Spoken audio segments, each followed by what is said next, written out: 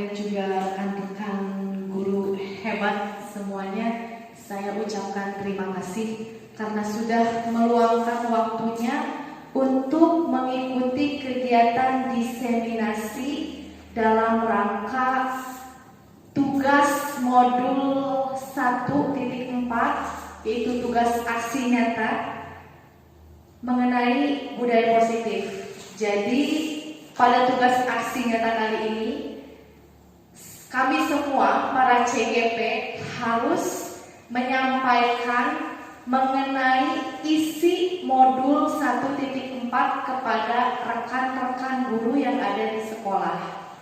Maka dari itu saya ucapkan terima kasih sekali lagi atas waktu yang sudah diluangkan untuk mendukung saya dalam melaksanakan tugas ini.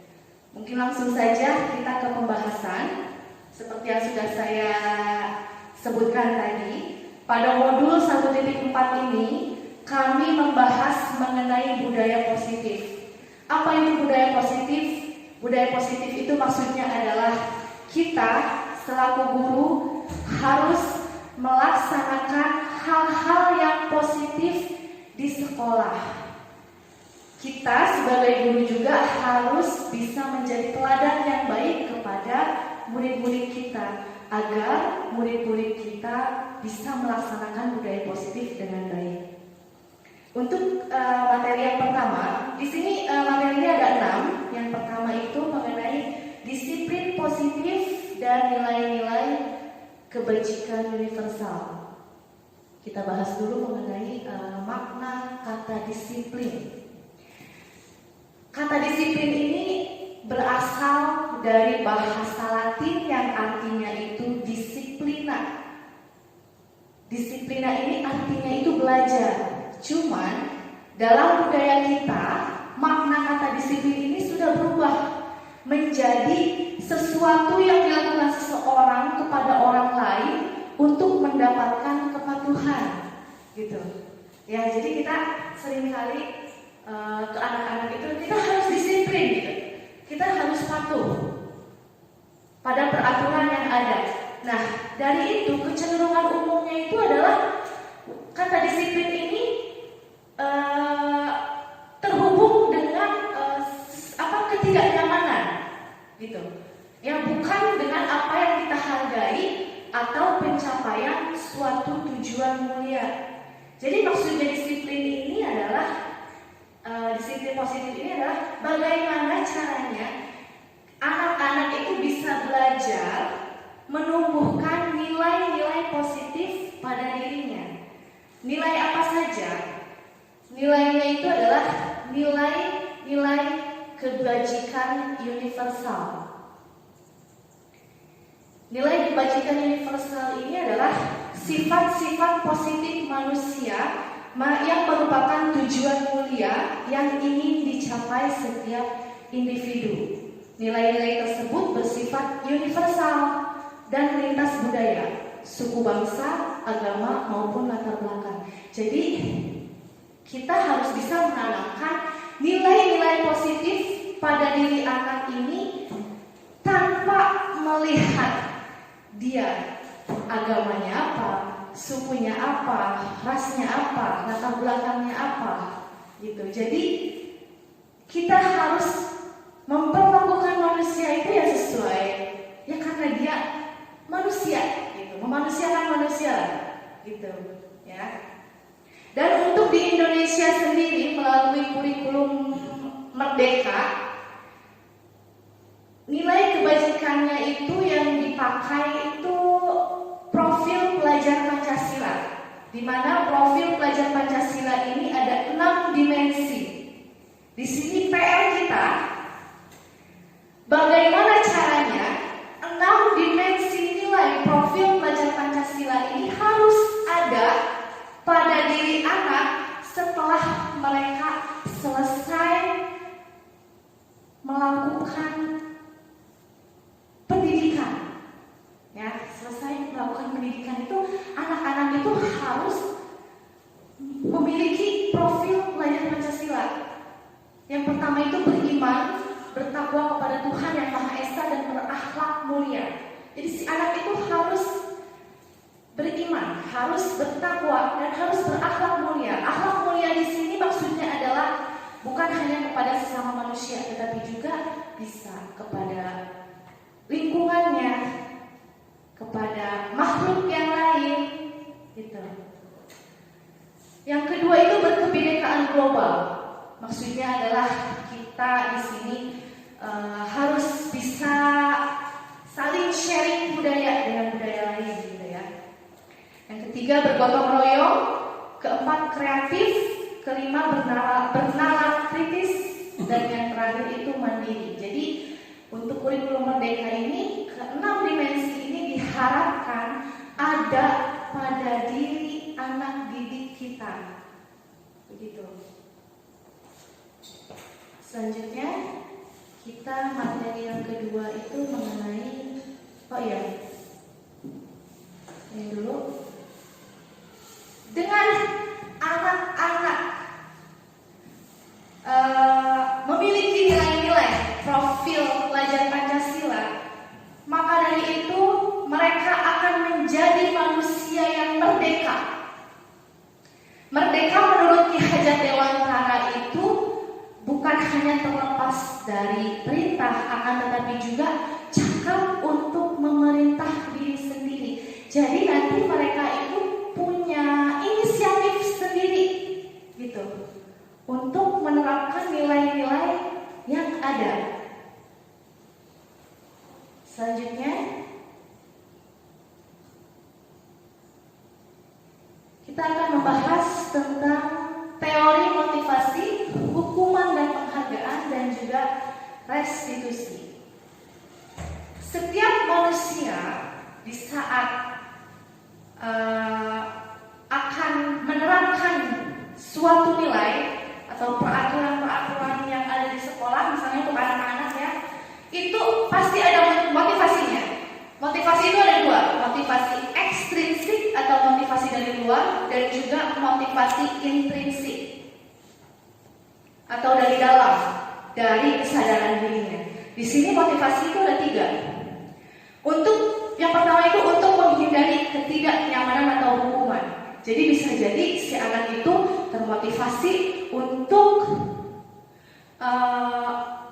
menaati peraturan, gitu ya, untuk melaksanakan nilai-nilai itu karena dia tidak nyaman, atau untuk menghindari hukuman, gitu. Ini masih motivasi ekstrinsik maksudnya.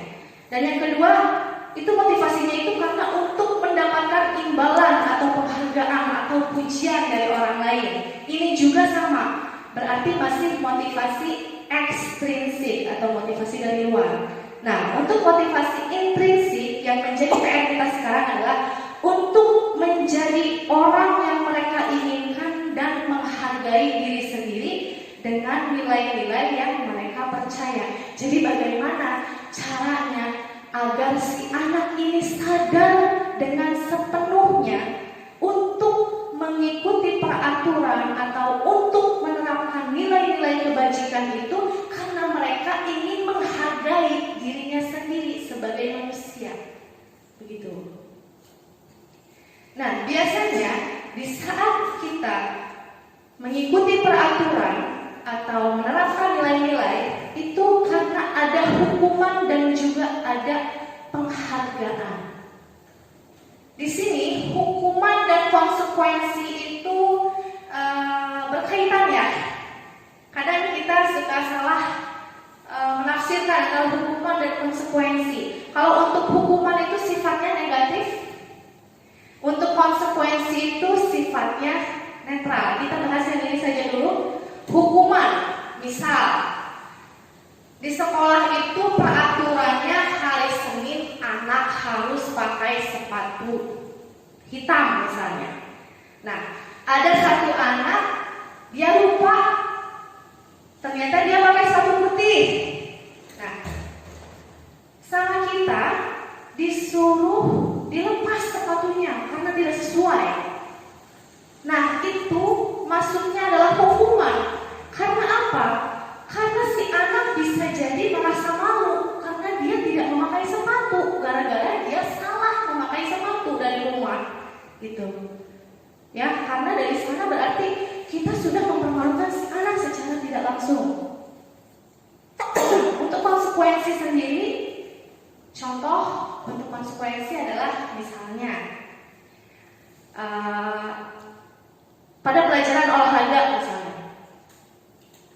ada salah satu anak yang telat untuk mengikuti pelajaran, sama si gurunya itu disuruh lari 2 keliling lapangan misalnya. Itu maksudnya konsekuensi. Karena apa? Karena dia masih ada keterkaitan. Berlari itu kan pelajaran olahraga. Dia disuruh berlari karena telat di pelajaran olahraga. Itu maksudnya konsekuensi. Beda kalau misalnya si anak disuruh lari karena dia tidak mengerjakan PR misalnya, atau karena dia telat masuk sekolah. Itu maksudnya hukuman, karena tidak ada kaitannya, gitu ya. Dan yang ketiga ini penghargaan. Kita seringkali menganggap di saat ada anak yang sudah mengikuti peraturan, yang sudah menerapkan nilai-nilai, atau anak yang sudah berprestasi, kita kasih penghargaan. Selama ini kita menganggap kita memberi penghargaan itu adalah hal yang baik, tapi ternyata tidak. Karena penghargaan ini dalam jangka panjang bisa menjadi hukuman bagi yang menerima maupun bagi yang tidak menerima. Contoh misalnya, kalau kita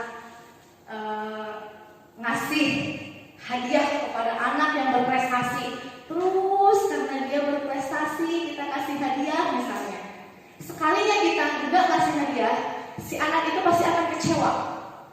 Lah, kok kemarin saya dikasih hadiah, kok sekarang enggak? Gitu. Itu berarti bisa jadi motivasi dia untuk berprestasi itu karena untuk mendapatkan hadiah. Berarti masih motivasi ekstrinsik. Gitu. Ya, jadi belum ke motivasi intrinsik. Bisa juga seperti ini. Mengapa penghargaan itu bisa menjadi hukuman? Misalnya di saat si anak terus-terusan menjadi juara 1, kita kasih hadiah. Ternyata pada tahun-tahun selanjutnya dia nggak jadi juara lagi, nggak dapat hadiah lagi. Dia akan terus menyalahkan dirinya sendiri. Kenapa saya tidak jadi juara lagi? Gitu. Nah, yang paling tepat adalah melaksanakan restitusi. Restitusi adalah sebuah pendekatan untuk menciptakan disiplin positif dengan mengajak murid untuk merefleksikan kesalahannya dan mencari solusi atas kesalahan yang telah dibuat. Jadi di sini kita mengajak anak-anak untuk berpikir kritis. Di saat ada anak yang melakukan kesalahannya atau tidak mengikuti peraturan, itulah jangan langsung kita judgement dia salah, kamu harus dihukum. Tidak, tapi kita ajak ngobrol. Karena setiap orang itu melakukan kesalahan pasti ada alasannya. Jadi kita ajak ngobrol, kita tanya alasannya apa, nanti kita kaitkan dengan keyakinan kelas yang sudah kita sepakati gitu. Nanti si anak itu akan mencari solusi tersendiri atas kesalahannya. Dan secara tidak langsung si anak itu akan memperbaiki kesalahannya dari dirinya sendiri, gitu, kesadaran dari dirinya sendiri. Karena untuk zaman sekarang ya, kalau zaman dulu kita sekolah kan kita selalu dihukum. Kita bikin kesalahan sedikit aja, kita meleng sedikit aja, kalau ada dipukul gitu ya. Itu sekarang kita sudah beda zamannya. Mungkin zaman dulu oke, kita tahan mental, cuman kalau untuk zaman sekarang ya sudah berbeda. Karena kata Ki Hajar Dewantara juga, kita dalam menuntun murid itu harus mengikuti kodrat alam dan kodrat zaman. Sekarang zamannya sudah berbeda, kita harus benar-benar memperhatikan mental anak kalau sekarang. Makanya kita harus benar-benar benar-benar menguasai karakter mereka. Gitu. Selanjutnya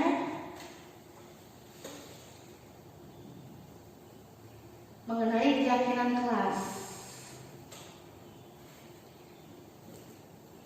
Kalau biasanya kan kita adanya peraturan kelas ya, atau tata tertib kelas. Peraturan kelas itu kan biasanya menggunakan kalimat yang negatif. Misalnya, tidak boleh berisik, misalnya gitu ya. Itu kan menggunakan kalimat yang negatif. Nah, untuk keyakinan kelas ini peraturannya itu harus dibuat dengan menggunakan kalimat yang positif. Dan yang kedua itu bertujuan untuk mencapai nilai-nilai kebajikan. Dan kerangkanya ini bisa dibuat dengan menggunakan tabel T dan tabel Y. Jadi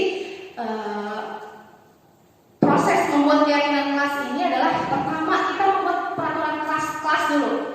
Kita ajak si anak-anak, sok, yuk kita bikin peraturan yuk. Jadi jangan kita yang bikin, tapi anak-anak yang bikin.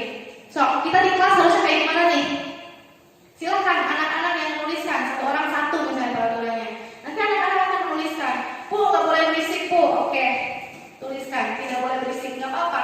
Masih kalimat negatif juga nggak apa-apa. Nggak boleh berisik Bu nggak boleh nyontek Bu, oke. Jadi mereka yang bikin peraturannya. Nah, nanti kita ubah kalimat-kalimat negatif itu menjadi kalimat yang positif. Misalnya, tidak boleh mencontek, kita ubah ke kalimat positifnya berarti mengerjakan tugas secara mandiri, gitu. Ya, nanti dari sana itu akan menjadi keyakinan kelas. Keyakinan kelas itu menggunakan bahasa nilai-nilai kebajikan. Tadi kan yang tadi contohnya mengerjakan tugas secara mandiri, berarti keyakinan kelasnya apa? Nilainya mandiri. Misalnya, Bu nggak boleh buang sampah sembarangan, oke. Berarti kita ubah ke kalimat positif. Kalimat positifnya misalnya membuang sampah pada tempatnya. Nilai kebajikannya apa? Keyakinan kelasnya itu bisa misalnya peduli lingkungan, bisa seperti itu, gitu ya. Nah, bisa juga kerangkanya ini dibuat dengan menggunakan tabel T dan tabel G. Kenapa disebut tabel T? Karena ini menyerupai huruf T. Di sini anak itu harus bersikap positif, tampak seperti. Di sini tidak tampak seperti. Datang tepat waktu. Nah, berarti tidak tampak seperti, sering datang terlambat. Seperti itulah. Ya, kalau tampak seperti berarti dia kalimat-kalimat yang positif. Kalau ini yang negatifnya, gitu. Dan di sini juga ada percaya dan menghormati orang lain dan barang milik orang lain. Contohnya tampak seperti meminta izin saat akan menggunakan barang milik orang lain. Jadi anak itu harus minta izin dulu ke temannya kalau mau pinjam sesuatu. Tidak tampaknya itu tidak meminta izin. Nah, itulah pokoknya. Jadi menggunakan kalimat yang negatif. Di sini juga ada tabel Y karena menyerupai huruf Y. Di sini setiap anggota kelas termasuk kita ya sebagai guru itu harus melaksanakan tugas. Yang pertama terdengar, yang kedua terlihat, yang ketiga itu berperilaku. Terdengar berarti kita harus menggunakan bahasa-bahasa. Bolehkah saya meminjam pulpenmu? Gitu. Bolehkah saya minta tolong? Bagaimana kabarnya hari ini? Mari kita lakukan bersama, gitu ya. Ini kan nilai-nilai kebersamaannya itu ada. Gitu. Nah, terlihat itu misalnya kita berpakaian rapi dan sopan, berada di kelas saat jam pelajaran dimulai, dan seterusnya. Dan berperilakunya itu misalnya kita membuang sampah pada tempatnya, gitu ya, menyapu dan mengucap salam saat bertemu guru dan teman, seperti itu. Lanjut ke materi selanjutnya, materi yang keempat, kebutuhan dasar manusia. Nah, setiap manusia termasuk kita itu memiliki kebutuhan dasar. Ada 5 kebutuhan dasar. Yang pertama adalah bertahan hidup. Yang kedua, penguasaan. Ketiga, kasih sayang dan rasa diterima. Yang keempat, kesenangan. Dan yang terakhir itu kebebasan. Untuk bertahan hidup ini ranahnya ke ranah fisik. Ya, misalnya bertahan hidup itu kita butuh makan untuk bertahan hidup, kita butuh minum untuk bertahan hidup, kita juga butuh pakaian seperti itu. Ya. Sedangkan yang ada di lingkaran ini, keempat ini masuknya adalah ranah psikologis. Setiap anak yang melakukan kesalahan atau tidak mengikuti peraturan pasti memiliki alasan kan ya. Nah, alasan-alasan itu bisa jadi mereka itu ada salah satu atau mungkin lebih dari satu kebutuhan dasar mereka yang belum terpenuhi. Contoh, misalnya ada anak yang selalu nyari perhatian ke kita, selalu nyari perhatian. Kira-kira itu kebutuhan dasarnya yang mana yang belum terpenuhi? Kasih sayang. Misalnya lagi, ada anak tuh kalau di kelas belajar tuh kayak bosan gitu, nggak mau merhatiin gitu. Berarti itu kebutuhan dasarnya apa yang belum terpenuhi kira-kira? Kesenangan. Bebas. Kayaknya lebih tepat kebebasan. Jadi si anak itu dia tuh udah bosan nih kayak belajar di kelas. Jadi kita harus mengikuti kemauan mereka. Misalnya yuk kita belajar di luar. Kalau untuk penguasaan, misalnya si anak itu ingin selalu terlihat hebat oleh orang lain, berarti ada kebutuhan dasar penguasaan yang belum terpenuhi oleh dia. Gitu. Dan yang kesenangan, misalnya anak lari-larian aja bercanda aja di kelas, berarti itu kebutuhan dasar kesenangannya itu belum terpenuhi. Gitu. Ya. Nah, ini sebagai guru, selama saya mengikuti pendidikan guru penggerak juga, saya berpikir, aduh, ini guru teh seolah-olah harus jadi psikolog juga ya, berat ya jadi guru teh. Mana murid itu kan bukan hanya satu, sedangkan kita harus menguasai semua karakter mereka, dan kita harus mengikuti semua kemauan mereka. Ini benar-benar PR besar buat kita. Selanjutnya adalah mengenai 5 posisi kontrol. Guru di saat ada anak yang melakukan kesalahan itu, kita memiliki 5 posisi kontrol. Yang pertama itu penghukum. Penghukum itu maksudnya adalah di saat anak melakukan kesalahan itu tanpa mau tahu alasannya langsung hukum aja dengan bahasa yang kasar, nunjuk-nunjuk gitu. Itu namanya penghukum. Mungkin itu zaman dulu ya, kalau zaman sekarang itu sudah tidak berlaku lagi. Yang kedua, pembuat merasa bersalah. Jadi di saat si anak melakukan kesalahan, si anak itu dibikin dia merasa bersalah gitu. Dengan kita melakukan itu secara tidak langsung, kita membuat si anak itu semakin rendah diri. Nah, ini juga tidak boleh. Yang ketiga, posisi kontrol sebagai teman. Kita memperlakukan murid kita itu seperti teman. Di saat mereka melakukan kesalahan, ya kita nggak apa-apa, ya udah nggak apa-apa, gitu. Nanti teh si anaknya akan merasa ketergantungan kepada kita. Di saat kita nggak ada, mereka nggak akan bisa apa-apa nantinya. Ini juga kurang tepat, ya, posisi teman itu. Nah, posisi selanjutnya itu adalah sebagai pemantau. Pemantau ini adalah guru yang sangat memperhatikan peraturan. Jadi si anak itu harus mengikuti peraturan. Di saat si anak tidak mengikuti peraturan, harus melakukan konsekuensinya. Nah, posisi yang terbaik itu adalah posisi sebagai manajer. Manajer ini kita melakukan tadi restitusi. Jadi kita ajak ngobrol si anaknya, kita tanyakan alasannya itu apa, kita validasi tindakan dia, kita juga validasi kesalahan dia, dan kita tanyakan keyakinan kelas yang sudah dia tidak patuhi itu apa.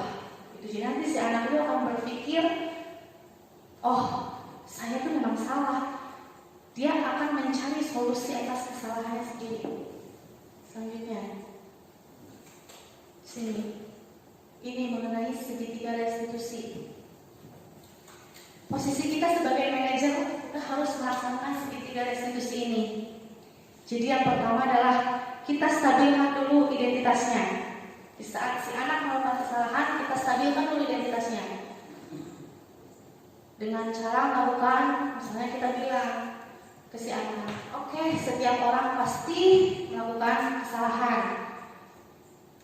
Atau kita juga bisa ngomong, kamu bukan satu-satunya yang pernah melakukan ini. Jadi nanti si anak itu merasa dia tidak yang tadinya dia merasa takut, oh akhirnya dia akan merasa sedikit tenang dengan kita melakukan itu. Nah, selanjutnya kita lakukan validasi tindakan yang salah. Kita tanyakan, apa sih alasannya kamu melakukan itu? Kita ngobrol enak gitu. Nanti si anak akan mengungkapkan alasannya. Dari alasan yang dia sebutkan, nanti kita ketahuan nih, kira-kira kebutuhan dasarnya apa yang belum terpenuhi. Gitu. Tadi yang kebutuhan dasar 5 itu. Nah, setelah itu baru kita tanyakan keyakinan kelas. Coba keyakinan kelas apa yang telah kita sepakati? Misalnya apa yang sudah yang belum kamu tunjukkan di sini, apa nih keyakinan kelasnya gitu. Nanti si anak itu akan berpikir sendiri. Misalnya si anak kesalahannya adalah misalnya buang sampah sembarangan misalnya gitu ya. Kita sediakan identitas, oke, semua orang juga pasti pernah buang sampah sembarangan. Tapi sekarang apa alasannya kamu buang sampah sembarangan? Itu sudah ada di validasi tindakan yang salah. Nanti kita tanyakan, nah kalau kamu buang sampah sembarangan, berarti keyakinan kelas apa nih yang kamu tunjukkan? Nanti si anak akan berpikir, oh kalau aku buang sampah sembarangan, berarti keyakinan kelas yang aku langgar itu peduli lingkungan misalnya gitu. Nanti si anak akan berpikir sendiri. Nah, oke, sekarang solusinya gimana nih? Biar kamu tuh nggak melakukan itu lagi. Jadi bukan kita yang kasih solusi, nanti si anak akan berpikir sendiri. Di sanalah peran kita, menumbuhkan bernalar kritisnya, gitu. Ya. Walaupun memang ya kalau untuk tingkatan SD ini memang agak sulit, ya, tapi sedikit-sedikit lah pasti bisa, gitu ya.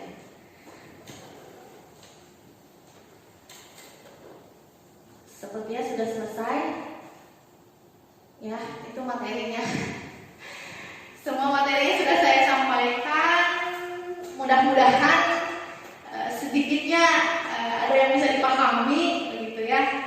Dan kita juga mudah-mudahan bisa menjadi bagian dari pewujud cita-cita bangsa, di mana bangsa kita, negara kita ini bercita-cita menjadikan negara kita Indonesia Emas tahun 2045.